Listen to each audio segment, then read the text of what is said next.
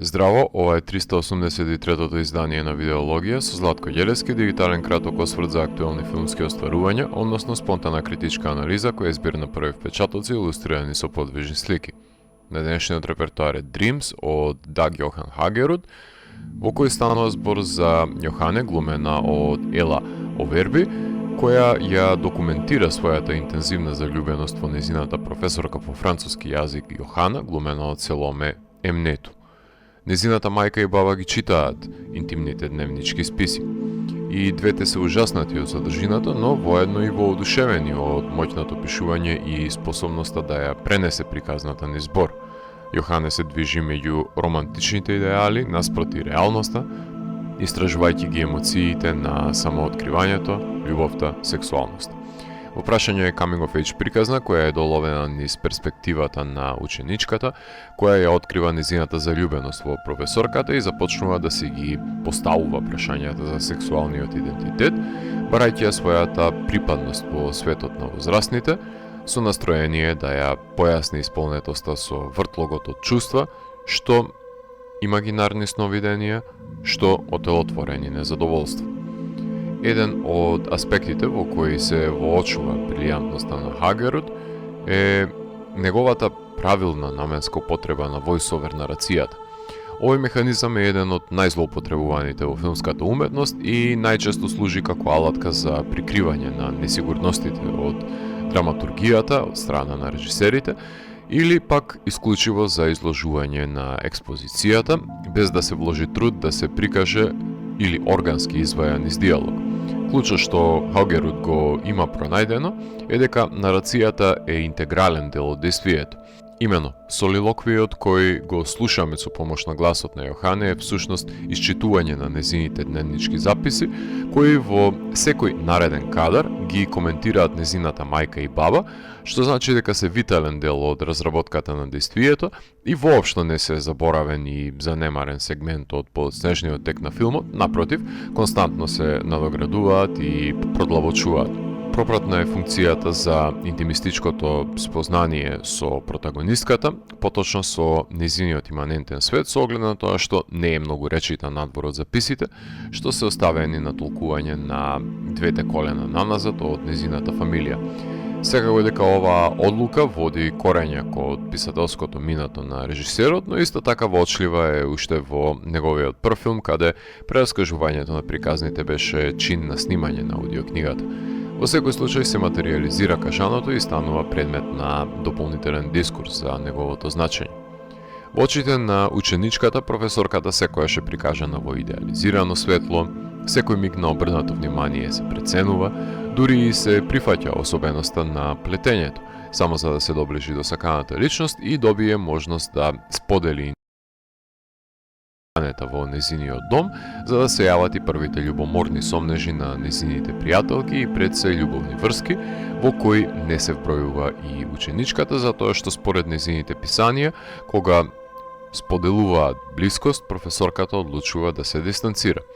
Повторно, ова се само видување на заљубената до уши ученичка, кои во никој случај не може да се зема здраво за готово, бидејќи секогаш постои доза на преувеличување со помош на разјарената имагинација, која се содрува со фрустрирачката реалност, односно двојбата помеѓу поривите на срцето и мозокот, душата и телото. Подвоеноста помеѓу љубовната обсесија на ќерката и внуката, визави незината спретност да го повлече читателот со незината наивна фразеологија, се одлики во кои се растргнати мајката и бабата, кои се обидуваат да најдат соодветен начин да и пристапат на ќерката за да може да разговараат за евидентираните емоции. Генерацијскиот јаз на многу харизматичен начин беше доловен во сцената во која бабата, за која очигледно станува збор дека припаѓала на контракултурните хипи движења на реганизацијата и консумеристичките блесоци против кои протестирала незината генерација, во мигот кога незината ќерка се фасцинира со дискохит од 80-тите, која е одраз на беглиот конзумеризам, тирада која многу повеќе говори за нивните темпераменти и убедувања отколку том дескрипции. Доволна е само антифеминистичката призма на Flashdance. Хаугерут го поседува и елементот на изненадување, во мигот во кој ги реконтекстуализира функциите и намените на ликовите,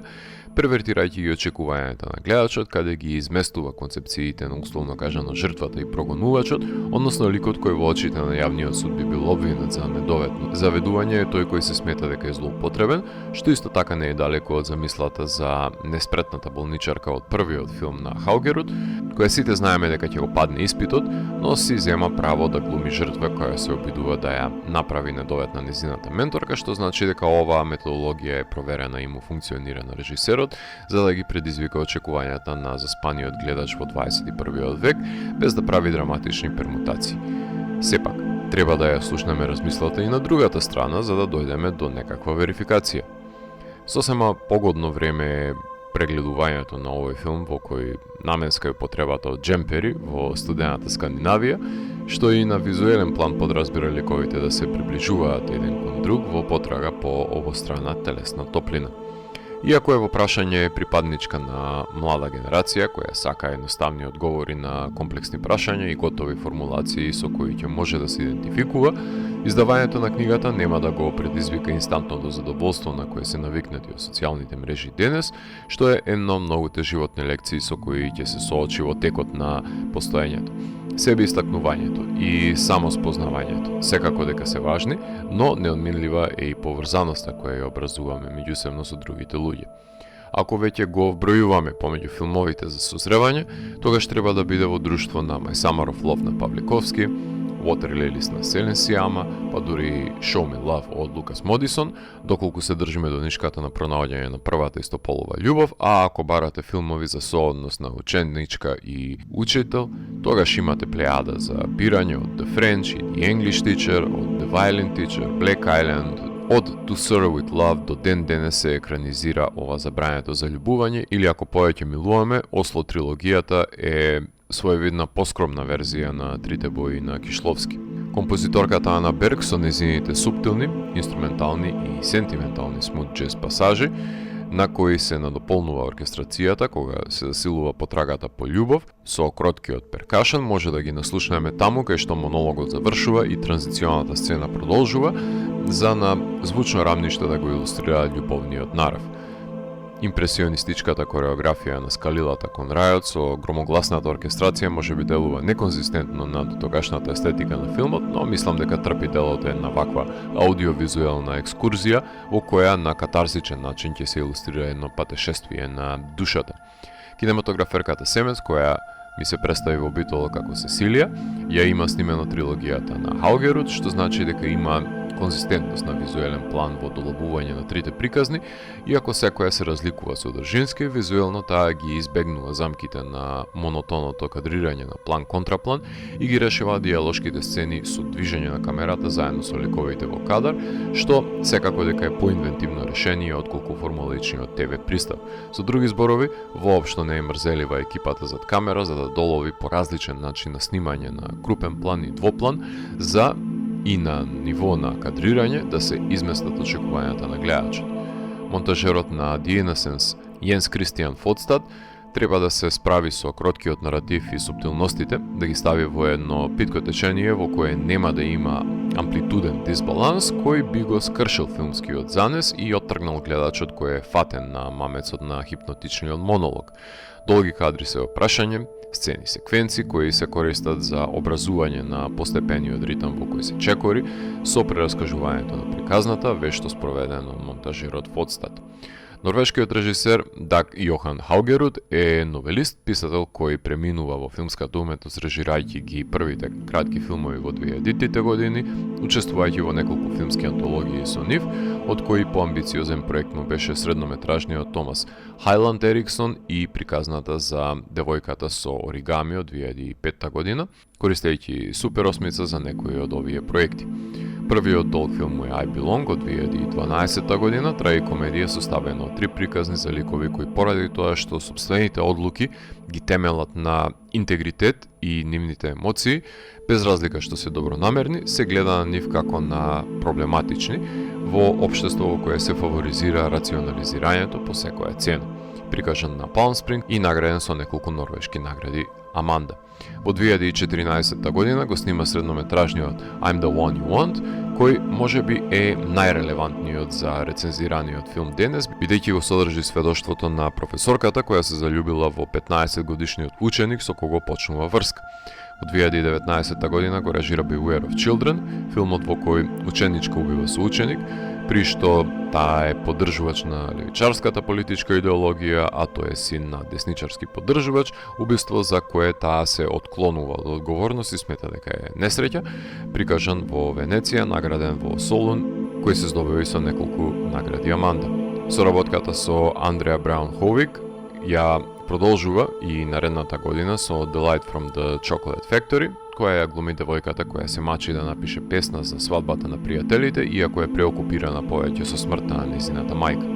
Трилогијата Осло, покрај соништата, ги вбројува и филмот Секс, во кој двајца градежници се соочуваат со проблемите на нивните сексуални идентитети, кој беше прикажан во селекцијата Панорама во Берлинале,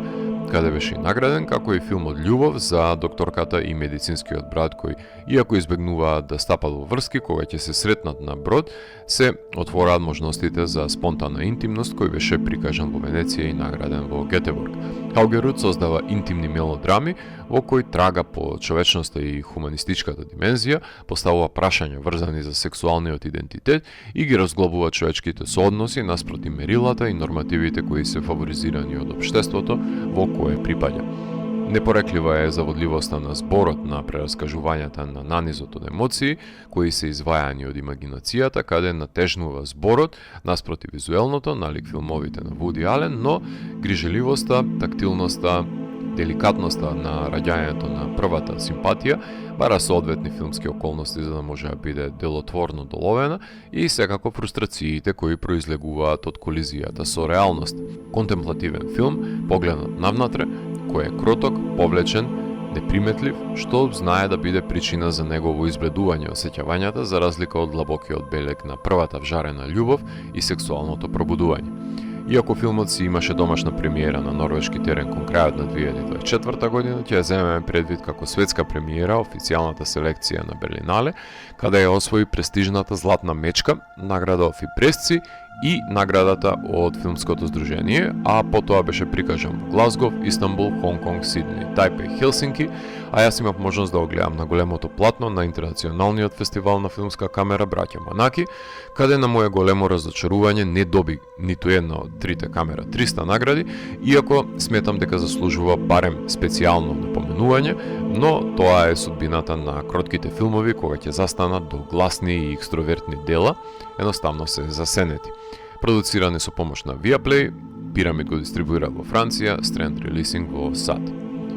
Мелодрама во која посведочуваме на интимните дневнички записи на ученичката која гаи љубовен полнеж кон незината професорка, записи кои од една страна содржат естетски вредности да бидат издадени како книга, а од друга страна се однесуваат на потрагата на младата девојка по незиниот сексуален идентитет, сонувајќи и копнејќи најаве.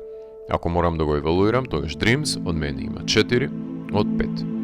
Доколку ви се допадна 383-тото издание на дигиталната архива Видеологија, лајкувајте го видеото, споделете го и следете го каналот. Посенете и по останатите рецензии на виртуелната полица. Ви благодарам за вниманието. Поздрав!